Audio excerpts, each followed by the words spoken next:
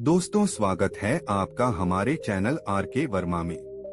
अगले दिन पौ फटते ही बुलाखीराम उठा और सीधा उस ओर को चल पड़ा जहां उसने पिछली शाम को वह दृश्य देखा था। जब वह उस मकान के पास पहुंचा तो घर के दरवाजे पर एक मोटा सा ताला लटका हुआ देखा। फिर उसने दाएं बाएं नजरें दौड़ाई तो कुछ आगे उसे जमीन में ताजी खोदी हुई मिट्टी दिखाई दी, जिसे बड़े प्रयत्न से एकसार कर दिया गया था। यह देखकर बुलाखी को यकीन हो गया कि पटेल का कहना यथार्थ ही था। रात की किसी घड़ी में उस शापग्रस्त गाय का प्राणांत हो गया होगा और गृहस्वामी ने सम्मान पूर्वक उसे जमीन में दफन कर दिया है। इन्हीं बातों पर विचार करता हुआ वह लौट आया और पटेल के साथ वापसी की यात्रा की तैयारी में जुट गया। फिर दोनों ने अपना सामान व्यवस्थित कर घोड़ों की काठियों पर लादा और आगे की यात्रा पर चल पड़े। सारे दिन की यात्रा करके वे एक नए नगर में पहुंचे और रात्रि विश्राम के लिए एक मुनासिब सा स्थान देखकर ठहर गए। रोजमर्रा के मुताबिक पटेल ने बुलाखी को पैसे देकर बाजार से अपने तथा घोड़ों के भोजन का सामान खरीदने के लिए भेजा। बुलाखी जब वापस लौटा तो सारे सामान के साथ एक अजूबी खबर भी लाया। उसने रास्ते में देखा था कि एक स्थान पर कुछ लोग खड़े हुए हैं। वहां उसे एक ऐसा बूढ़ा व्यक्ति भी दिखाई दिया जो अर्धविक्षिप्त अवस्था में था। उस अर्धविक्षिप्त बूढ़े ने सबके सामने एक स्थान को गाय के गोबर से लीपा, फिर एक युवक को अपने पास बैठाकर उस स्थान पर लेट गया। उसने 3 बार मुख से हे राम कहा और फिर अपने प्राण त्याग दिए। यह देखकर बुलाखीराम यह सोचकर वापस लौट पड़ा कि इस बात का रहस्य पटेल जी से पूछेगा कि वह वृद्ध कौन था और उसने इस प्रकार क्यों दम तोड़ दिया। रात को सोने से पूर्व बुलाखी ने वह रहस्यमयी बात पटेल को सुनाई और उस रहस्य पर से पर्दा उठाने को कहा तो पटेल बोले, बुलाखीराम सुन, यहाँ से कुछ दूर ताम्रलिप्ति नाम का एक नगर है। उस नगर में चंद्रसिंह नाम का एक क्षत्रिय रहता था। चंद्रसिंह का विवाह हो चुका था और उसकी पत्नी एक बच्चे की मां भी बन चुकी थी। चंद्रसिंह का परिवार खूब संपन्न परिवार था, लेकिन कहते हैं न कि जब मनुष्य के दुर्दिन आते हैं तो उसकी बर्बादी की परिस्थितियां स्वयं ही बनने लगती हैं। कुछ दिनों बाद चंद्रसिंह को जुआ खेलने की लत लग गई। वह यार दोस्तों के साथ नित्य प्रति शाम को जुआ खेलने लगा। परिणाम यह निकला कि वह जुए में अपना सब कुछ हारकर दर-दर का भिखारी बन गया। उसे और उसके परिवार को 2 जून का भोजन जुटाने के भी लाले पड़ गए। बुलाखी, जब आदमी एक बार बुराई के रास्ते पर चल पड़ता है तो दूसरी बुराइयां स्वयं ही आगे बढ़कर उसका दामन थाम लेती हैं। चंद्रसिंह का परिवार जब भूखों मरने लगा तो अपने परिवार का पेट पालन करने के लिए उसने चोरी करना शुरू कर दिया। वह चोरी करके जो भी माल लाता उसे थोड़ा सा परिवार पर खर्च कर शेष धन जुए में उड़ा देता। धीरे धीरे सारे नगरवासियों को यह बात मालूम हो गई कि चंद्रसिंह अब पक्का चोर बन गया है, इसलिए सभी लोग उससे नफरत करने लगे। बुलाखी, चंद्रसिंह के सास-ससुर बहुत खाते पीते घर के थे।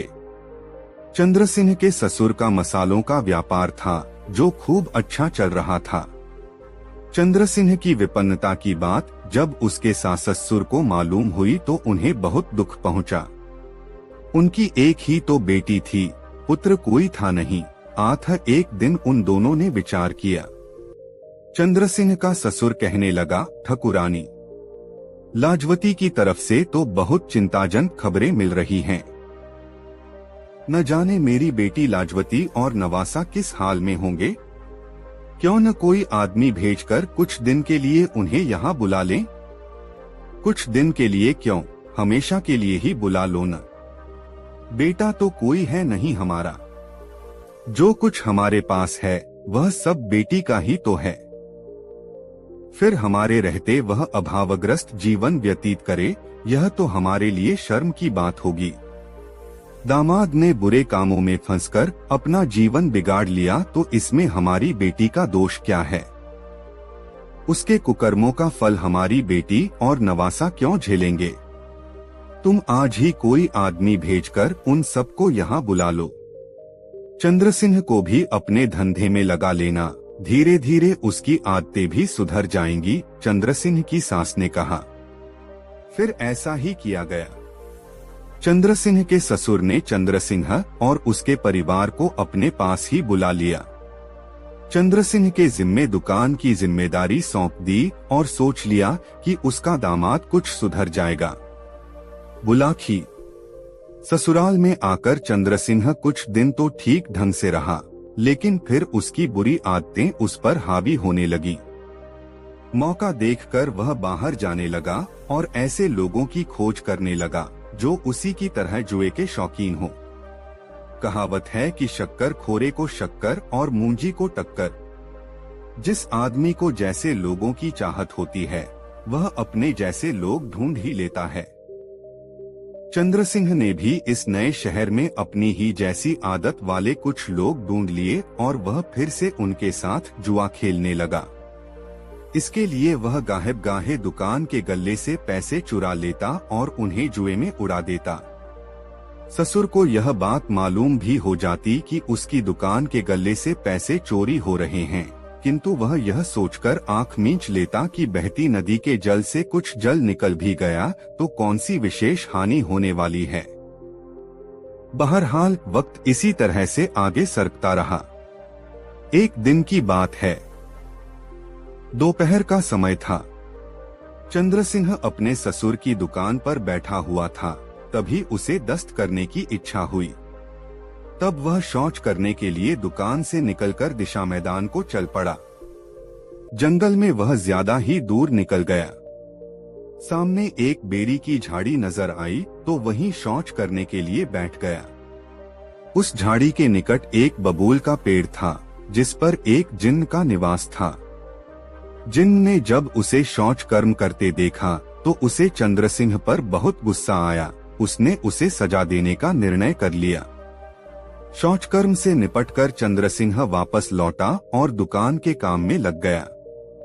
शाम को जब वह घर लौटा तो परिवार के लोगों से मिला, भोजन किया और अपने कमरे में सोने के लिए चला गया। उस रात वह जुआ खेलने नहीं जा सका क्योंकि उसके ससुर ने उस पर कठोर पाबंदियां लगा दी। वैसे भी उसके ससुर की हवेली इतनी मजबूत थी कि एक बार बाहर का दरवाजा लगा देने के बाद उसका दरवाजा खोलना बहुत मुश्किल था। हवेली के ऊपरी हिस्से में उसने लोहे का ऐसा मजबूत जाल डलवा रखा था कि कोई भी उस जाल को काटे बिना हवेली में दाखिल हो ही नहीं सकता था। बुलाखी। वह जिन्न जिसके स्थान पर दोपहर के समय चंद्रसिंह शौच कर आया था, रात के समय उस हवेली के बाहर पहुंचा और दरवाजे पर दस्तक लगाई।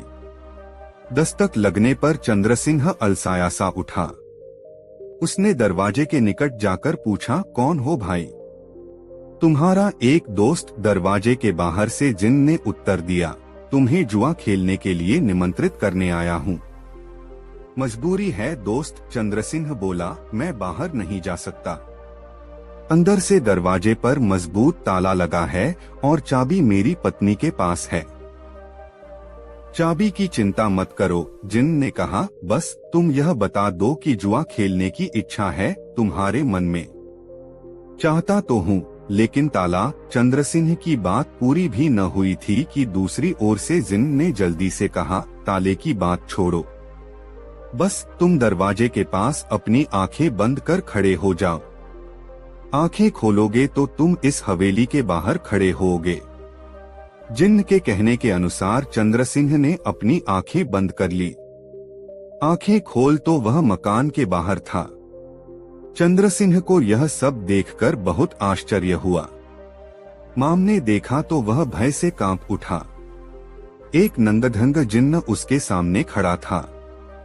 घबराओ नहीं, उसे भयभीत देखकर जिन्न ने कहा, मुझे अपना दोस्त ही समझो। यह कहकर जिन्न ने उसका हाथ पकड़ा और अपने स्थान की ओर से चला। बुलाखी। जिन्न उसे लेकर उसी बेरी की झाड़ी के पास पहुंचा। उसने वहां पहुंचकर कोई संकेत किया तो एक स्थान पर जमीन फट गई और नीचे की ओर जाती सादियां नजर आने लगी। सीढ़ियां उतरकर जब दोनों नीचे पहुंचे तो चंद्रसिंह ने स्वयं को एक सजे सजाए बहुत ही खूबसूरत कमरे में खड़ा हुआ पाया। कमरे में पत्र का खूबसूरत पलंग बिछा हुआ था, जिस पर जुआ खेलने में उपयुक्त सारा सामान रखा हुआ था। सारी रात चंद्रसिंह और वह जिन्न जुआ खेलते रहे। सुबह मुर्गे ने बांग दी तो चंद्रसिंह सचेत हुआ। उसने जिन्न से कहा, मित्र, सुबह होने को है, मेरा कर पहुंचना बेहद जरूरी है। आठ किसी तरह से मुझे मेरे घर पहुंचाओ। जिन्न कहने लगा, घर तो मैं पहुंचा दूंगा, किंतु भूलकर भी आज की घटत का किसी से जिक्र मत कर देना। यदि तुमने ऐसा किया तो मेरा क्रोध तुम पर टूट पड़ेगा, तुम पागल हो जाओगे। तुम विश्वास करो मित्र, मैं इस घटना का जिक्र किसी से भी नहीं करूंगा। बस अब तुम जल्दी से मुझे मेरे घर पहुंचा दो। बस तो फिर मीचो अपनी आंखें, बोला जिन्न। आंखें खोलोगे तो स्वयं को अपने बिस्तर पर पाओगे। जिन्न के कहे अनुसार चंद्रसिंह ने अपनी आंखें बंद कर ली। फिर जब उसने अपनी आंखें खोली तो वह अपने बिस्तर पर मौजूद था। बुलाखी, जब चंद्रसिंह उस जिन्न के साथ जुआ खेलने में व्यस्त था तो उस समय एक और घटना घट गई। अर्धरात्रि के समय चंद्रसिंह की पत्नी उसके कमरे में यह देखने के लिए पहुंची कि उसका पति चैन से सोया हुआ है या नहीं। पर जब उसने उसका बिस्तर खाली देखा तो वह सन्न रह गई। दरवाजे की ताली उसके पास थी, फिर वह बाहर कैसे चला गया? उसने अपने पिता को जगाया और सारी बात बताई। सुनकर उसका पिता भी हतप्रभ रह गया। हवेली में कई कमरे थे। सारे कमरों में वंद्रसिंह को तलाश की गई, किंतु जब वह किसी कमरे में नहीं मिला तो वे लोग यह सोचकर सो गए कि सुबह देखेंगे। सुबह हुई। चंद्रसिंह की पत्नी फिर अपने पति के कमरे में पहुंची तो यह देखकर उसके आश्चर्य का ठिकाना न रहा कि उसका पति तो अपने बिस्तर पर पड़ा हुआ खराटे भर रहा था। वह दौड़ी हुई अपने पिता के पास पहुंची और यह बात बताई। सुनकर चंद्रसिंह का ससुर भी आश्चर्य करने लगा। उसे चंद्रसिंह के एकाएक इस प्रकार राल के समर अपने कमरे से गायब हो जाने और फिर प्रकट हो जाने में कुछ रहस्य प्रतीत हुआ। तब उसने अपनी पुत्री से कहा, बेटी, तुम अपने पति के कमरे में जाओ, सामान्य ढंग से उससे बातचीत करो। रात की घटना का उससे कोई जिक्र मत करना।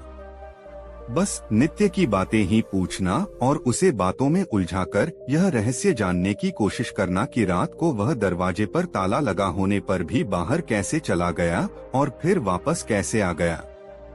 जी पिताजी, ऐसा कहकर चंद्रसिंह की पत्नी अपने पिता के कमरे से बाहर निकल आई और अपने पति के कमरे में चली गई। चंद्रसिंह की पत्नी ने धीरे से उसे झकझोरा। बोली, ए जी, अब उठ भी जाओ, सुबह हो चुकी है, तैयार होकर दुकान पर भी जाना है। चंद्रसिंह आंखें मलता हुआ उठा, पत्नी को देखकर मुस्कुराया और बोला, कितना समय हो गया है? 9 बज रहे हैं। बस अब फटाफट तैयार हो जाओ, मैं नाश्ता तैयार करती हूँ, कहकर वह रसोई घर में चली गई। थोड़ी ही देर बाद वह नाश्ते की थाली सजा लाई और चंद्रसिंह के आगे रख दी। चंद्रसिंह ने पहला ही ग्रास खाया था कि उसने अपना हाथ रोक दिया। पत्नी ने पूछा, क्या हुआ? नाश्ता अच्छा नहीं है क्या? नाश्ता तो ठीक ही है, चंद्रसिंह बोला, लेकिन उस भोजन के आगे बेकार सा लग रहा है जो मैंने रात को खाया था। रात कहीं बाहर चले गए थे आप? पत्नी ने पूछा। चंद्रसिंह जिन्न की चेतावनी भूल गया, जिसने रात की घटना को किसी से भी बताने से सख्ती से मना कर दिया था। उसने पत्नी से कह दिया, हाँ, गत रात अपने एक मित्र के घर चला गया था। वहाँ बहुत लजीज भोजन खाने को मिला था, मगर ताला तो बंद था। फिर आप बाहर कैसे चले गए? पत्नी ने एकाएक पूछ लिया। पत्नी के यह पूछने पर चंद्रसिंह हिचकिचा गया। उसने उसकी बात का कोई जवाब न देकर चुप्पी साध ली, लेकिन जब उसकी पत्नी बराबर आग्रह करती रही तो उसने जिन्न वाली बात बता दी। बस फिर क्या था, जिन्न के कोप का कहर उस पर टूट पड़ा। उसी समय से वह पागल हो गया। उसके सास ससुर ने उसका बहुत इलाज कराया, किंतु चंद्रसिंह किसी भी तरह से ठीक न हुआ। विक्षिप्तावस्था में वह 20 साल तक मारा फिरता रहा। उसे अपनी पत्नी और अपने उस बच्चे की भी कोई चिंता न रही, जो अब तक पूर्ण युवक बन चुका था। इन 20 सालों में कई घटनाएं हुई।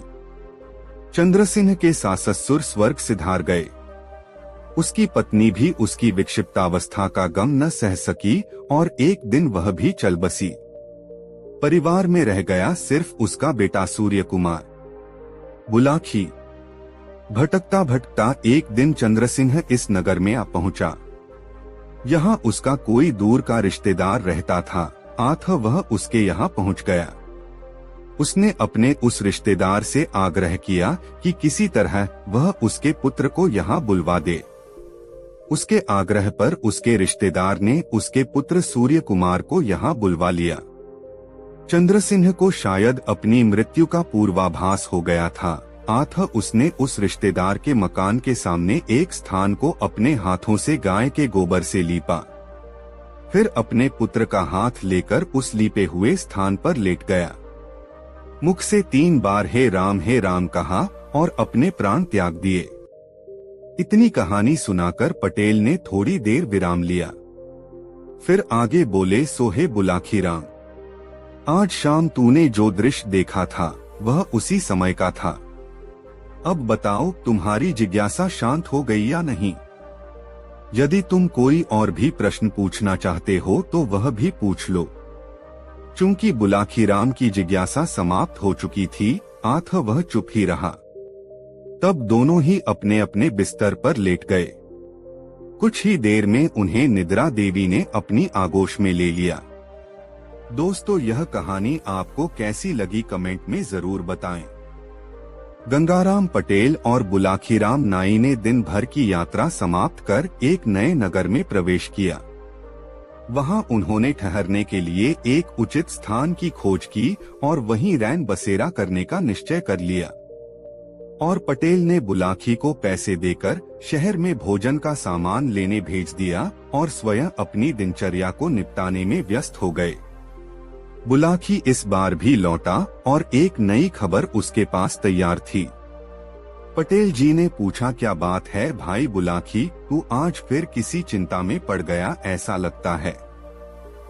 उसने सोचा इस खबर को पटेल को अभी सुनाऊंगा तो पटेल जी यह कहकर टाल देंगे कि रात्रि होने दे, भोजन करने के पश्चात बिस्तर पर लेटते समय तुझे तेरी बात का उत्तर दे दूंगा।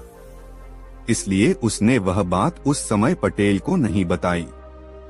वह बात को पेट में डाले रहा। जब वे दोनों भोजन करके निवृत्त हो गए तब बुलाखी ने बात छेड़ी, पटेल जी, आज भी इस शहर में मैं एक नई घटना देख आया हूँ। ठीक है, उस घटना का वर्णन कर, फिर उसे सुनकर मैं तेरी बात का उत्तर दूंगा, पटेल ने कहा। पटेल जी, मैंने रास्ते में अजीब किस्सा देखा। एक आदमी उसकी पत्नी से बोल रहा था, तीसरा सेब का क्या हुआ? तो उसने झुककर सेबों को देखा और उपेक्षा से बोली, मुझे नहीं मालूम। यह कहकर वह आंखें बंद करके लेट गई।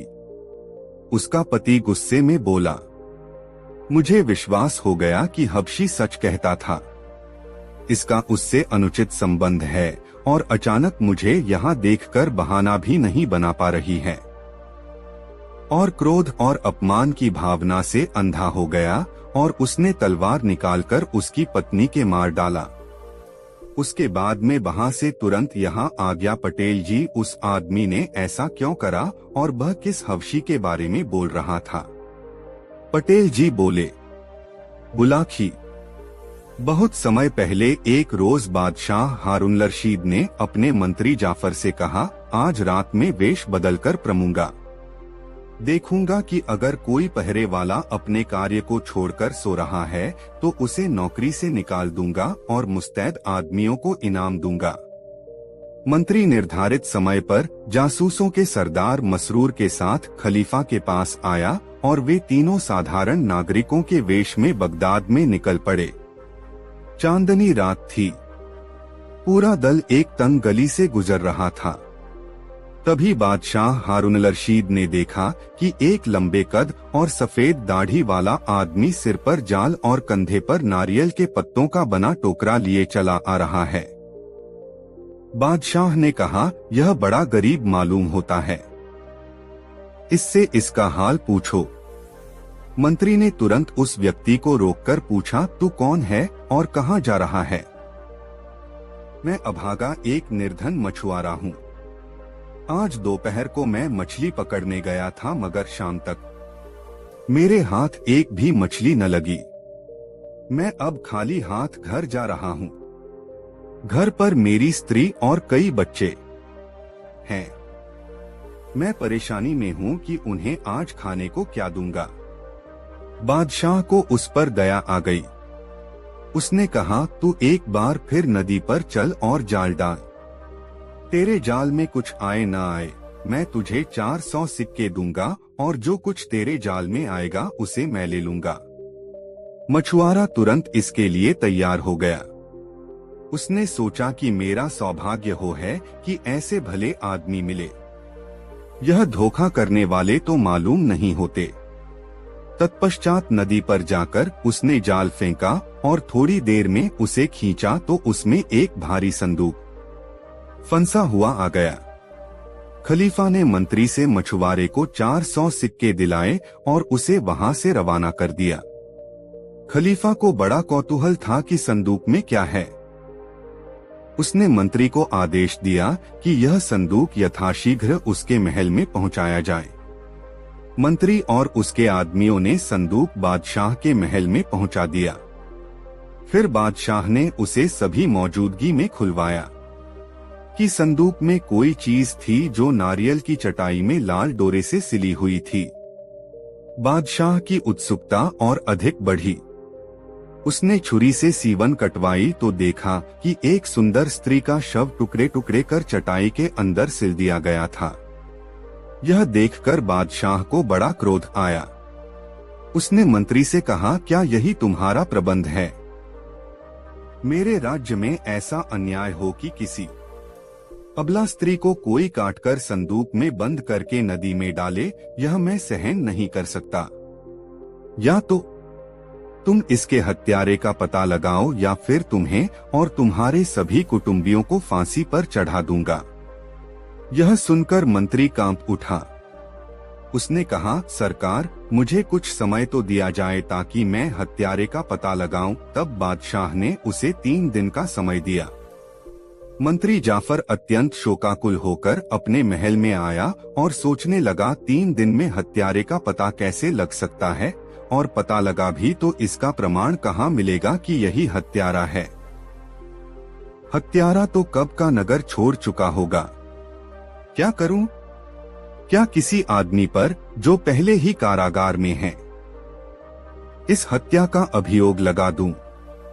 किंतु यह बड़ा अन्याय होगा, बल्कि मेरा अपराध होगा कि मैं जानबूझकर किसी निरपराध को दंड दिलवाऊं। कयामत के दिन अल्लाह को क्या मुंह दिखाऊंगा। अंत में मंत्री ने सारे सिपाहियों को आज्ञा दी, स्त्री के हत्यारे की 3 दिन में खोज करो, वरना मैं मारा जाऊंगा और मेरे साथ में कुटुंब के 40 अन्य व्यक्ति भी फांसी पर चढ़ जाएंगे। वे बेचारे 3 दिन तक घर घर जाकर हत्यारे की खोज करते रहे, किंतु हत्यारे का कहीं पता न चला। 3 दिन बीत जाने पर बादशाह के आदेश पर जल्लाद जाफर और उसके 40 कुटुंबियों को पकड़कर ले आया और बादशाह के सामने हाजिर कर दिया। बादशाह का क्रोध शांत नहीं हुआ था। उसने आज्ञा दी, सबको फांसी दे दी जाए। जल्लाद के निर्देशन में फांसी की 41 टिकटियां खड़ी कर दी गई। नगर में मुनादी की गई कि खलीफा के आदेश से मंत्री जाफर और उसके 40 कुटुंबियों को फांसी दी जाएगी। जो आकर देखना चाहता है देख ले। सारे नगर में यह मालूम हो गया कि किस अपराध पर मंत्री और उसके कुटुंबी फांसी पर चढ़ाए जा रहे हैं। कुछ समय बाद मंत्री और उसके 40 कुटुंबियों को टिकटियों के नीचे लाया गया और उनकी गर्दनों में रस्सी के फंदे डाल दिए गए। वहां पर बड़ी भारी भीड़ जमा हो गई थी।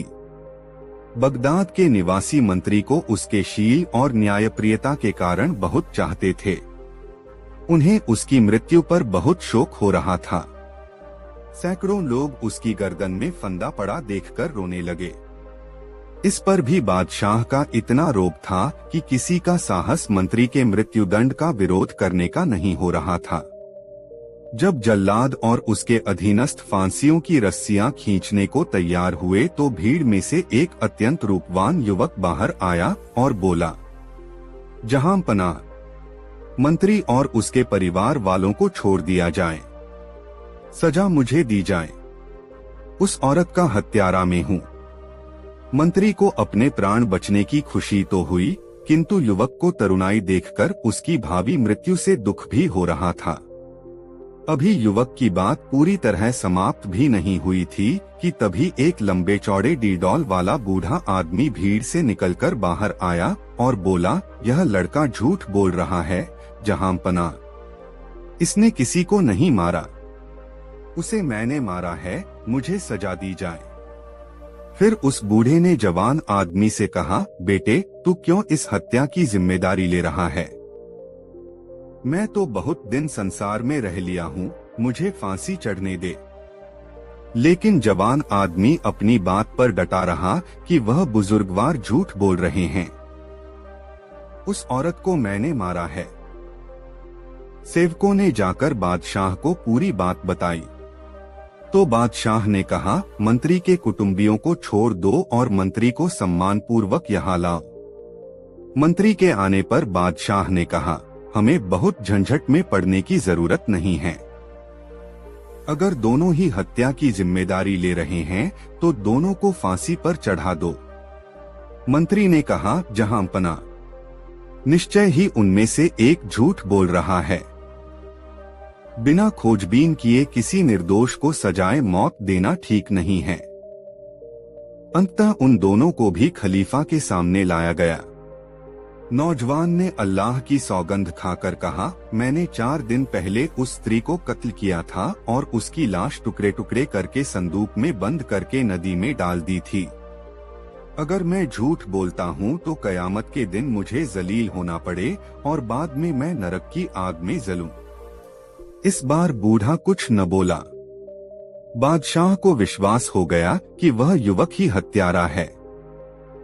उसने कहा, तूने उस स्त्री को मारते समय न मेरा भय किया न अल्लाह का, और फिर जब तूने कर ही लिया तो अब अपराध कबूल क्यों किया? यह नौजवान बोला, मुझे इजाजत मिले तो सारी कहानी सुनाऊं। मैं यह भी चाहता हूँ कि यह कहानी लिखी जाए ताकि सबको सीख मिले। बादशाह ने कहा, इजाजत है। तब युवक अपनी कहानी सुनाने लगा। जहां पनाह, मरने वाली औरत मेरी पत्नी और इन वृद्धजन की बेटी थी। यह मेरे चाचा हैं। 11 वर्ष पूर्व मेरा विवाह हुआ था। हमारे 3 बेटे हैं जो जीवित हैं। मेरी पत्नी अत्यंत सुशील और पतिव्रता थी। वह हर प्रकार से मेरा ख्याल रखती थी और मैं भी उससे बहुत प्रेम करता था। करीब 1 महीने पहले वह बीमार पड़ गई। 2-4 दिन की दवा से वह अच्छी तो हो गई और उस दिन उसने स्नान भी किया। उसके बाद उसने मुझसे कहा, मैं बहुत अशक्त हो गई हूँ। अगर तुम कहीं से मुझे एक सेब ला दो तो मैं ठीक हो जाऊंगी, वरना मुझे शक है कि कहीं फिर से बीमार न पड़ जाऊं। मैं उसके लिए सेब लाने के लिए बाजार गया, किंतु वहाँ एक भी सेब दिखाई न दिया।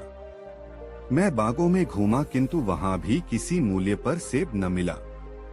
तत्पश्चात मैं बगदाद से बसरा गया और शाही बागों से 4-4 दीनारों के 3 सेब लाया। सेब लाकर मैंने अपनी पत्नी को दिए। वह बहुत खुश हुई। उसने उन्हें सूंघकर अपनी चारपाई के नीचे खिसका दिया और फिर आंख बंद करके लेट रही। मैं बाजार जाकर अपनी कपड़े की दुकान पर जा बैठा। कुछ देर में मैंने देखा कि एक हबशी गुलाम एक सेब उछालता जा रहा है। मुझे आश्चर्य हुआ कि इसे सेब कहां से मिला। मैं तो बड़ी मुश्किल से बसरा से 3 सेब लाया हूँ। मैंने हबशी को बुलाकर पूछा, तुझे यह सेब कहां से मिला? वह हंसकर बोला, यह मुझे मेरी प्रेमिका ने दिया है। उसका पति 2 सप्ताह की यात्रा करके बसरा के शाही बाग से 3 सेब लाया था, जिनमें से एक उसने मुझे दे दिया। हबशी ने यह भी बताया कि मैंने और सुंदरी ने मिलकर भोजन आदि भी किया। हबशी तो यह कहकर चला गया, मगर क्रोध से मेरी बुरी हालत हो गई। मैं दुकान बंद करके घर गया और अपनी पत्नी के पास पहुंचा। वहां देखा कि चारपाई के नीचे ही सेब हैं। मैंने उससे पूछा, तीसरा सेब क्या हुआ? 2 उसने झुककर सेबों को देखा और उपेक्षा से बोली, मुझे नहीं मालूम। यह कहकर वह आंखें बंद करके लेट गई। मुझे विश्वास हो गया कि हबशी सच कहता था। इसका उससे अनुचित संबंध है और अचानक मुझे यहाँ देखकर बहाना भी नहीं बना पा रही है। मैं क्रोध और अपमान की भावना से अंधा हो गया और मैंने तलवार निकालकर अपनी पत्नी के जिस्म के टुकड़े कर दिए। मैंने इस डर से कि कोई मुझे हत्या के अभियोग में पकड़ न ले, उसके शव को एक नारियल के पत्ते की बनी चटाई में लपेट दिया और लाल डोरे से उस चटाई को बांध दिया। फिर एक संदूक में रखकर पीछे के दरवाजे से संदूक लेकर निकला और उसे नदी में डाल दिया, क्योंकि तब तक अंधेरा हो गया था। जब मैं लौटकर घर आया तो देखा कि मेरा बड़ा लड़का दरवाजे पर बैठा रो रहा है और 2 लड़के एक कोठरी में सो रहे हैं। मैंने लड़के से पूछा, तू क्यों रो रहा है? उसने कहा, आज दिन के समय आपके लाए हुए सेबों में से एक को मैं चुपके से उठा लाया था और दरवाजे पर आकर उसे खाना ही चाहता था कि इधर से निकलते हुए एक हबशी गुलाम ने मेरे हाथ से सेब छीन लिया। मैंने उससे कहा कि यह सेब मेरी बीमार माँ के लिए है, उन्हीं में से एक यह है। गुलाम ने मेरी बात अनसुनी कर दी और चल दिया। मैंने दौड़कर उसे रोकने का प्रयत्न किया, लेकिन उसने मुझे मारपीट कर भगा दिया और चला गया। मैं घंटों उसे ढूंढने के बाद अब वापस आया हूँ। आपको आते देखा तो डर से रोने लगा कि सेब न मिलने पर आप मेरी माँ पर नाराज होंगे। मैं आपसे हाथ जोड़कर कहता हूँ कि माँ से कुछ न कहिएगा, वह कुछ नहीं जानती। यह कहकर लड़का फूट फूट कर रोने लगा। यह सुनकर मुझे लकवा मार गया, दिमाग पर गया। मैंने अपनी सती साध्वी पत्नी को झूठे संदेह में मार डाला था। सन्नाटा छा, मैं दुख और पश्चाताप के कारण अचेत हो गया। जब होश आया तो मैंने लड़के से कोठरी में जाकर सो जाने को कहा और स्वयं एकांत में बैठकर दुख में निमग्न हो गया। मैं तभी सिर पीटता और कभी आंसू बहाता। मैं स्वयं को लाख बार धिक्कारता कि मूर्ख, तेरी बुद्धि क्या बिल्कुल भ्रष्ट हो गई थी कि तूने अपनी सुशीला और पतिव्रता पत्नी को एक अनजान हबशी गुलाम की बात पर विश्वास करके मार डाला और इतना भी धैर्य न दिखाया कि इस बारे में पूछताछ कर लेता। मैं इस शोक और पश्चाताप की दशा में बैठा था कि उसी समय मेरा चाचा अपनी बेटी की तबीयत का हाल जानने के लिए आया। मैंने उसे पूरा किस्सा बता दिया। उसने अपनी बेटी की हत्या के बारे में मुझसे कहा सुनी या लानत नहीं की, बल्कि इसे विधि का विधान समझकर शोकाकुल हो गया और रोने पीटने लगा। मैं भी उसके साथ रोने पीटने लगा। लेकिन रोने पीटने से क्या होना था, मेरी स्त्री और इसकी पुत्री तो अब दुनिया में नहीं रही। मैं तब से अत्यंत शोक संतप्त हूँ और किसी प्रकार चैन नहीं पा रहा हूँ। मैंने सारा हाल सच सच आपके आगे रख दिया। अब आप आज्ञा दें कि मुझे फांसी पर चढ़ाया जाए। बादशाह को यह सारा वृत्तांत बड़ा आश्चर्यजनक लगा, किंतु जब बूढ़े आदमी ने भी इस बात की पुष्टि की तो उसने कहा, अगर कोई व्यक्ति अनजाने में अपराध करे तो वह मेरी और अल्लाह की नजर में क्षमा योग्य है। मैं तो इस आदमी की सत्यप्रियता और न्यायप्रियता से भी प्रसन्न हूँ कि इसने निरपराधों को मृत्यु से बचाने के लिए स्वयं मृत्यु का आह्वान किया और अपना अपराध स्वीकार किया। मृत्युदंड का भागी वह गुलाम है जिसके झूठ के कारण यह दुखद घटना हुई। वजीरे आजम, तुम अभी अपने को मुक्त समझो। तुम्हें 3 दिन के अंदर उस दुष्टात्मा को खोज कर लाना है जिसके कारण यह सब हुआ। 3 दिन में ऐसा न कर सके तो तुम्हें फांसी पर चढ़ना पड़ेगा। मंत्री ने सोचा कि एक बार मौत से छुटकारा मिला तो वह दोबारा पीछे पड़ गई। वह रोता पीटता घर आया। उसे विश्वास था कि अब की बार जान नहीं बच सकती क्योंकि लाखों गुलाम बगदाद में हैं। अभियुक्त गुलाम कैसे मिलेगा? फिर उसने सोचा, परमात्मा की दया से निराश न होना चाहिए। जिस प्रकार अकस्मात ही उसने अनजान स्त्री के हत्यारे को प्रकट किया, वैसे ही संभव है कि इस बार भी जान बच जाए और फिर इस बार भी निश्चित अवधि में हत्यारा गुलाम नहीं मिला। मंत्री जाफर फांसी पर चढ़ाने के लिए बुलाया गया। उसके संबंधी उससे मिलकर रोने लगे। मंत्री की बच्चे खिलाने वाली सेविका मंत्री की 1 बहुत प्यार करता था। 6 बरस की बेटी को लाई। वह इस बच्ची से मंत्री ने उन सिपाहियों से कहा, मैं चलने से पहले अपनी इस बच्ची को प्यार कर लूं। उन्होंने अनुमति दे दी। मंत्री ने जब बच्ची को उठाकर अपने सीने से लगाया तो उसके सीने में रखी हुई कोई चीज अड़ी। ने बच्ची के सीने के ऊपर देखा तो एक बंधी हुई गोल चीज महसूस हुई। मंत्री के पूछने पर बच्ची ने बताया, यह सेब है जिस पर शाही बाग की मुहर लगी हुई है। यह पूछने पर कि यह तुम्हारे पास कहाँ से आया? बच्ची ने कहा, मेरा हबशी गुलाम जिसका मैंने उससे 4 सिक्कों में इसे खरीदा था। नाम रेहान है, लाया था। और मंत्री ने सेब को खोलकर देखा और उस पर शाही बाग की मुहर पाई तो गुलाम से डांटकर पूछा, तुझे यह सेब कहाँ से मिला? क्या तुमने मेरे या बादशाह के महल में चोरी की है? गुलाम ने हाथ जोड़कर कहा, मैंने इसे न आपके यहाँ से चुराया है न शाही महल से। मैं आपको सच्ची बात बता रहा हूँ। कुछ दिन पहले मैं एक गली से निकला जहाँ एक घर के सामने 3-4 बच्चे खेल रहे थे। उनमें सबसे बड़े लड़के के हाथ में यह सेब था। मैंने उससे छीन लिया। वह रोता हुआ मेरे पीछे भागा और कहने लगा कि यह सेब मेरे पिता मेरी बीमार माता के लिए बहुत दूर से लाए हैं। मैं इसे माता से बगैर पूछे उठा लाया हूँ। तुम इसे दे दो। लेकिन मैंने सेब नहीं दिया और लाकर आपकी बेटी के हाथ 4 सिक्कों में बेच दिया। मंत्री को बड़ा आश्चर्य हुआ कि सेब का चोर उसके ही घर का गुलाम है।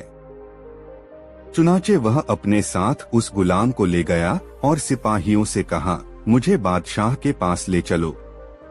खलीफा के सामने जाकर उसने गुलाम को उनके सामने खड़ा कर दिया। बादशाह के पूछने पर गुलाम ने वही कहानी दोहराई। बादशाह को यह अजीब किस्सा सुनकर हंसी आई, किंतु उसको अपराधी को मृत्युदंड देने की इच्छा बनी हुई थी। उसने मंत्री से कहा, सारी दुखद घटना तुम्हारे गुलाम के कारण हुई, इसलिए यही मृत्युदंड का भागी है। इसे फांसी पर चढ़ाओ ताकि लोगों को शिक्षा मिले। मंत्री ने कहा, आपका आदेश उचित है। यह अभागा उसी योग्य है, किंतु यह मेरा पुराना गुलाम है। यदि आप मेरी खिदमत से खुश हैं तो इनाम के तौर पर इस गुलाम की जिंदगी बख्श दें। मंत्री ने कातर स्वर में प्रार्थना की तो बादशाह को रहम आ गया और उसने उसे माफ कर दिया। बुलाखी, अब तेरी शंका का समाधान हुआ। हाँ पटेल जी, ठीक है, अब सो जा, कल आगे की यात्रा करनी है। थोड़ी ही देर में वे दोनों निद्रा देवी की गोद में समा गए। दोस्तों, गंगाराम पटेल और बुलाखीराम नाई की यह मजेदार कहानी आपको कैसी लगी कमेंट बॉक्स में जरूर बताएं। दोस्तों, काशी यात्रा के अगले पड़ाव में वे दोनों एक नए नगर में पहुंचे। वहां एक खूबसूरत सा बाग देखकर उन्होंने वहीं ठहरने का निश्चय किया। इस बार बुलाखीराम शहर में जिस दृश्य को देखकर आया था वह इस प्रकार का बुलाखी ने देखा कि एक नौजवान चक्की के दो पाटों को एक लकड़ी में डालकर रास्ते पर लुढ़काता हुआ ला रहा था। तभी घोड़े पर सवार होकर मर्दाना वेश में एक को वहां पहुंची। उसने उस नौजवान पर हंटर बरसाने शुरू कर दिए। युवक हाथ जोड़कर उससे माफी देने की फरियाद करने लगा। युवक के बार बार माफी मांगने पर वह युवती कुछ नरम पड़ी और हंटर बरसाने बंद कर वहां से घोड़ा दौड़ाती हुई चली गई। यह दृश्य देखकर बुलाखी के मन में उस रहस्य को जानने को उत्सुकता पैदा हो गई। रात को सोने से पूर्व जब उसने गंगाराम पटेल से इस रहस्य को उजागर करने का आग्रह किया तो गंगाराम ने कहा, बुलाखीराम, ध्यान से सुन, इस नगर में जानी नाम का एक ठग रहता है। जानी के पिता का देहांत हो चुका है। परिवार में उसकी माँ और वह स्वयं ये हो प्राणी हैं। जानी ठगी के द्वारा ही अपनी जीविका चलाता है। एक दिन की बात है, जानी की माँ बहुत उदास भाव में बैठी हुई थी। तभी जान ने अपने काम से घर वापस लौटा। माँ को उदास देखकर उसने पूछा, माँ, क्या बात है, आज तू बहुत उदास लग रही है? माँ बोली, बेटा जानी, मेरी उदासी का कारण तू ही है। मैं तेरे ही विषय में चिंतित हूँ। मेरे विषय में? हाँ बेटा, मैं यह सोचकर चिंतित हो रही हूँ कि मेरे मरने के बाद तू भोजन कैसे बनाकर खाएगा। अगर मेरे सामने ही तेरा विवाह हो जाता तो कितना अच्छा होता। मैं तुझसे बार बार कहती हूँ कि बेटा अपना विवाह कर ले, किंतु तू मेरी बात पर ध्यान हो नहीं देता। माँ जानी बोला, अब तू यह चिंता छोड़ दे। मैंने विवाह करने का मन बना लिया है। जल्द ही मैं तेरे लिए एक ऐसी सुंदर बहू ढूंढ लाऊंगा जो तुझे हर प्रकार का आराम देगी। बहू के आ जाने पर चूल्हा चक्की के कामों से तुझे निजात मिल जाएगी। फिर तू आराम से बैठकर ईश्वर का भजन करती रहना। जानी की माँ यह सुनकर खुश हो गई। जानी भी अपनी होने वाली पत्नी के लिए जेवर आदि जुटाने में लग गया। इसी प्रयास में वह एक दिन एक सर्राफ की दुकान पर पहुंचा। उसने बड़ी अच्छी पोशाक पहन रखी थी। आथ सर्राफ ने उसे कोई बहुत बड़ा ग्राहक समझा। उसने जानी से पूछा, बताइए जनाब, कौन सा जेवर खरीदेंगे? मुझे एक खूबसूरत सा हार दिखाइए, ऐसा हार जिसकी कीमत भी वाजिब हो और जो दिखने में भी अच्छा हो। जानी ने कहा, हाँ हाँ जरूर, मैं अभी आपको आपकी पसंद का हार दिखाता हूँ। यह कहकर सर्राफ ने उसके सामने कई तरह के हार पेश कर दिए। जानी ने उसमें से एक हार पसंद कर लिया। हार को परखते हुए उसने सर्राफ से पूछा, कितनी कीमत है इस हार की? 2000 रुपए, सर्राफ ने कहा। ठीक है, यह हार मेरा हुआ। जब तक मैं रुपए निकालूं, आप इसकी रसीद लिखकर मुझे दे दीजिए। दुकानदार जब रसीद बुक लेने अंदर चला गया, तभी योजनानुसार जानी की माँ ग्राहक बनकर वहां पहुंची और शोकेसों में सजे जेवरों को देखने लगी। इससे पूर्व की सर्राफ लौटता, जानी ने बड़ी फुर्ती के साथ वह हार अपनी माँ की तरफ उछाल दिया, जिसने फौरन ही वह हार अपने ब्लाउज के गले में खोस लिया। जब तक सर्राफ रसीद लेकर लौटा, वह हार लेकर वहां से रफूचक्कर हो गई। जानी ने रसीद लेकर जेब में रख डोली और 2000 रुपए गिनकर सर्राफ को दे दिए, लेकिन उसने वहां से उठने का कोई प्रयास नहीं किया। उसकी निगाह शोकेसों में लटके दूसरे जेवरातों पर घूमती रही। उसे उत्सुक देखकर सर्राफ ने उससे पूछा, कोई और जेवर चाहिए जनाब? हाँ, मुझे उस जैसा ही कोई दूसरा हार दिखा दीजिए, जानी बोला। दुकानदार ने तत्परता से उसे दूसरा हार लाकर दे दिया। जानी ने हार जेब में डाला और बाहर जाने लगा। यह देखकर दुकानदार ने कहा, श्रीमान, इस हार की कीमत तो चुका दीजिए। कीमत तो मैं आपको पहले ही दे चुका हूँ। अब क्या एक चीज की कीमत दो दो बार लोगे? जानी दुकानदार पर बिगड़ उठा। दोनों में वाद विवाद होने लगा। नौबत हाथापाई तक पहुंच गई। दुकान के बाहर भीड़ इकट्ठी हो गई। सर्राफ कह रहा था कि हार का दाम चुकाओ और जानी कह रहा था कि मैंने कीमत चुका दी है। झगड़ा ज्यादा बढ़ा तो वहां पुलिस पहुंच गई। कोतवाल दोनों को पकड़कर पुलिस थाने में ले आया। कोतवाल ने सर्राफ से पूछा, सेठ जी, अब बताओ असल माजरा क्या है? सेठ बोला, हुजूर, इस आदमी ने मुझसे एक हार खरीदा था, उसकी कीमत देकर इसने मुझसे रसीद लिखवा ली। फिर इसने दूसरा हार खरीदा परंतु उसकी कीमत नहीं चुकाई और यह हार लेकर चल दिया। जब मैंने इसे रोककर हार के दाम मांगे तो यह कहता है कि कीमत तो मैं दे चुका। सर्राफ की बात सुनकर कोतवाल ने जानी से पूछा, अब तुम बताओ भाई, क्या ये सेठ जी सच कह रहे हैं? नहीं हुजूर, ये सरासर झूठ बोल रहे हैं। मैंने इनसे एक ही हार खरीदा है जिसकी रसीद मेरे पास है। यह कहकर उसने वह हार और उसकी रसीद कोतवाल के सामने पेश कर दी। फिर बोला, हुजूर, मेरी तलाशी ले लीजिए। अगर मेरे पास कोई दूसरा हार मिल जाए तो आप जो भी चाहें सजा देना, परंतु अगर मेरी बात सच निकले तो इस दुकानदार पर रहम मत खाना। यह दुकानदार तो ग्राहकों को दिन दहाड़े लूटता है। कोतवाल ने जानी की जामा तलाशी ली, लेकिन उसके पास से कोई और हार न मिला। यह देखकर सर्राफ का चेहरा पीला पड़ गया। उसने धीमी आवाज में कहा, हुजूर, इसने वह हार किसी दूसरे आदमी को दे दिया होगा। देखिए हुजूर, अब यह आदमी मुझ पर दूसरा इल्जाम लगा रहा है। मैं इस शहर में परदेशी आदमी हूँ। यहाँ मेरा न तो कोई रिश्तेदार है और न कोई जानने वाला। मैं तो यहाँ अपनी पत्नी के लिए कुछ जेवर खरीदने आया था। मुझे क्या पता था कि इस शहर में आकर मेरी ऐसी फजीहत होगी। यदि मैं यह बात जानता होता तो कभी इधर का रुख ही न करता। जानी ने एक अच्छा खासा लेक्चर दे डाला।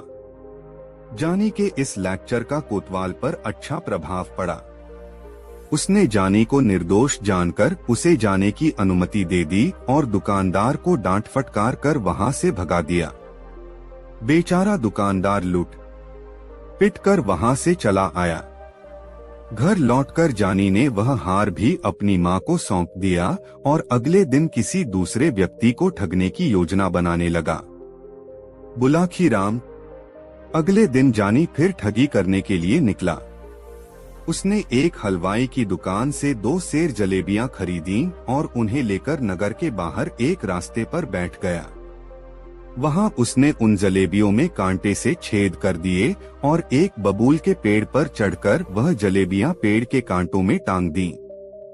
कुछ जलेबियां अपने पास भी रख ली। कुछ ही देर बाद उसे एक आदमी घोड़े पर बैठा आता दिखाई दिया।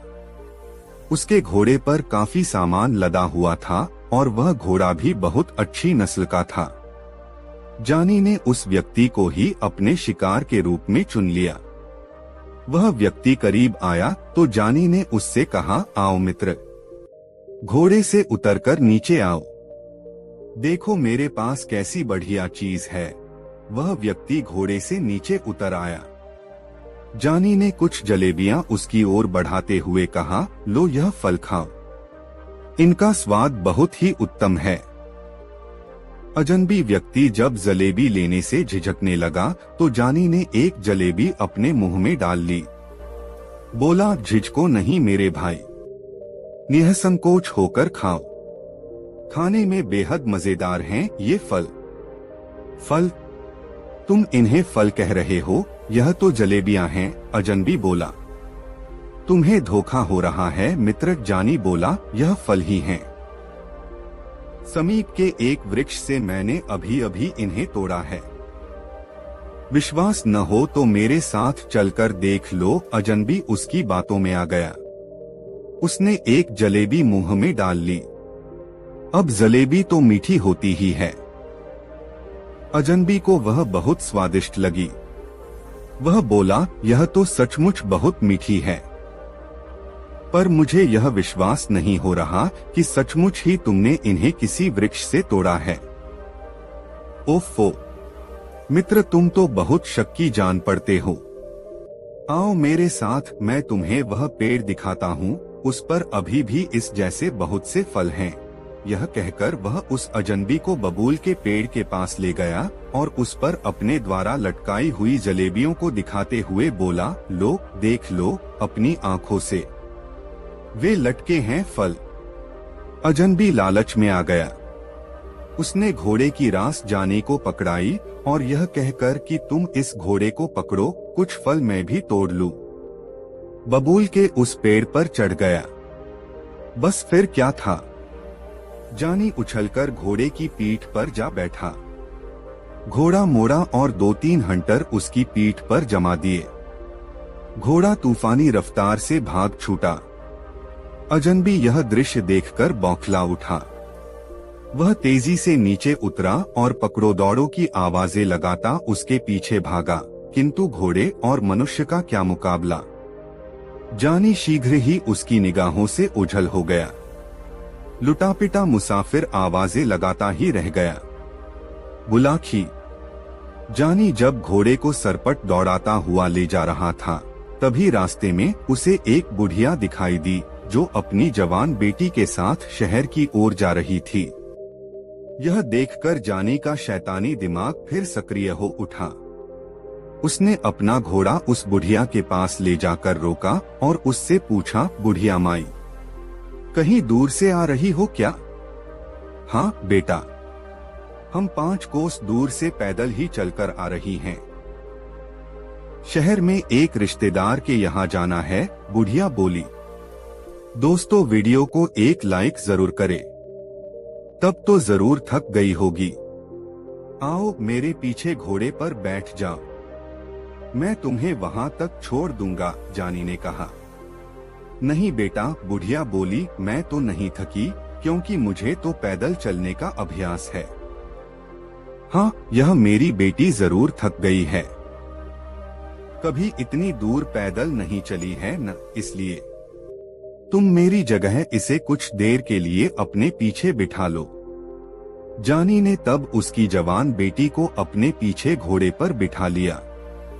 बुढ़िया ने कहा, बेटा तुम सचमुच एक रहमदिल आदमी हो, वरना आज के जमाने में कौन किसी की मदद करता है। अच्छा, जरा अपना नाम तो बता दो। मेरा नाम है जमवाई राजा, ऐसा कहकर जानी ने घोड़े को एड़ लगा दी। घोड़ा तेजी से आगे की ओर भाग छूटा। यह देखकर बुढ़िया चिल्लाने लगी, ओ जमवाई राजा रुको, मेरी बेटी को कहाँ भगाए ले जा रहे हो? अरे कोई मेरी मदद करो, जमवाई राजा मेरी बेटी को भगाए ले जा रहा है। उसकी पुकार सुनकर लोग हंसने लगे। एक व्यक्ति कहने लगा, अरे बुढ़िया माई, तेरी बेटी को तेरा जमवाई ले जा रहा है तो इसमें बुरी बात क्या है? पत्नी तो अपने पति के ही साथ जाएगी न, फिर तू इतना क्यों चिल्ला रही है? बेचारी बुढ़िया हाथ मलकर रह गई। जानी ठग उसे भी चूना लगा गया। बहरहाल जानी उस युवती को लेकर अपने घर पहुंचा। लड़की चिल्लाने लगी तो जानी ने उसके मुंह पर कपड़ा बांध दिया। उसके हाथ पांव भी बांध दिए ताकि वह भाग न सके। फिर वह अपनी माँ से बोला, माँ, तू मुझसे विवाह करने को कह रही थी ना? देख, यह बहू लाया हूँ तेरे लिए। यह सुनकर बुढ़िया खुश हो गई। उसने लड़की की बलैया ली और जानी से कहा, बेटा, बहू तो अच्छी है, परंतु तुमने हाथ पांव और मुंह क्यों बांध दिए हैं? अरे खोल दे इसके हाथ पांव को, यह तो मेरी बड़ी प्यारी बहू है। यह कोई गड़बड़ थोड़े ही करेगी, फिर उसने उस युवती के सिर पर हाथ फिराते हुए उससे पूछा, क्यों बहू? चीखेगी? चिल्लाएगी तो नहीं? युवती भी हालात को समझ गई थी, अतः उसने गर्दन हिलाकर सहमति व्यक्त कर दी। उसने मन में सोचा कि मौका हाथ लगने दे बुढ़िया, तुझे और तेरे इस ठग बेटे को ऐसा पाठ पढ़ाऊंगी कि तू भी क्या याद रखेगी।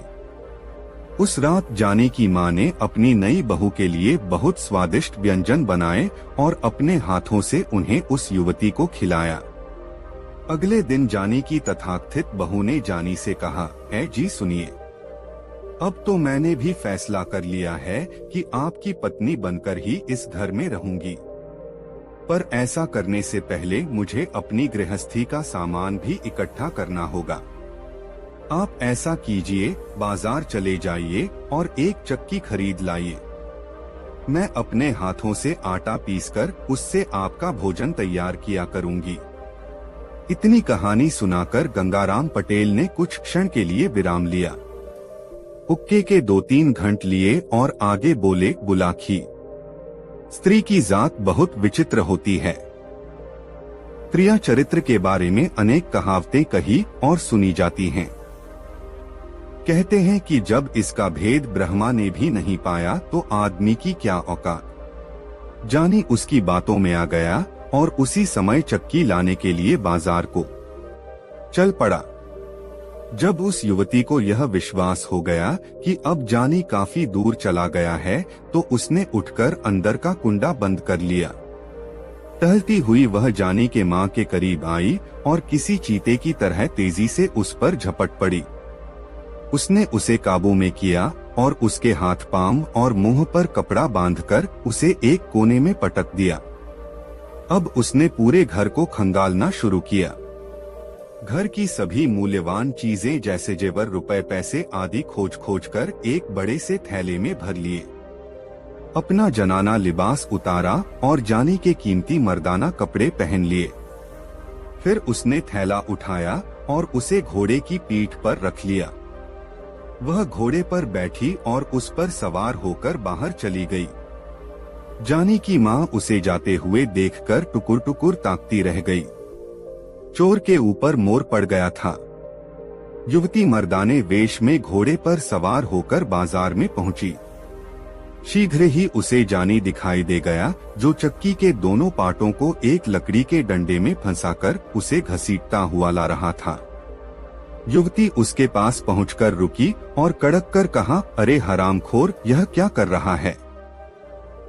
इस चक्की के पाटों को सड़क पर घसीटकर राजकीय सड़क को खराब कर रहा है। ऐसा कहकर उसने 3-4 हंटर जानी की पीठ पर जमा दिए। हंटर की मार खाकर जानी कराह उठा और बार बार हाथ जोड़कर उससे माफी मांगने लगा। उसने युवती को बिल्कुल भी नहीं पहचाना था। मर्दाने वेश में वह उसे कोई बहुत बड़ा सरकारी अफसर ही समझ रहा था। युवती को शायद उस पर दया आ गई थी, अतः उसने हंटर समेटा और घोड़ा दौड़ाती हुई एक दिशा में चली गई। अपनी कहानी को पूर्ण विराम देते हुए गंगाराम पटेल बोले, बुलाखी, आज शाम सड़क पर जो नजारा तू देखकर आया था, वह यही नजारा था। पिटने वाला था।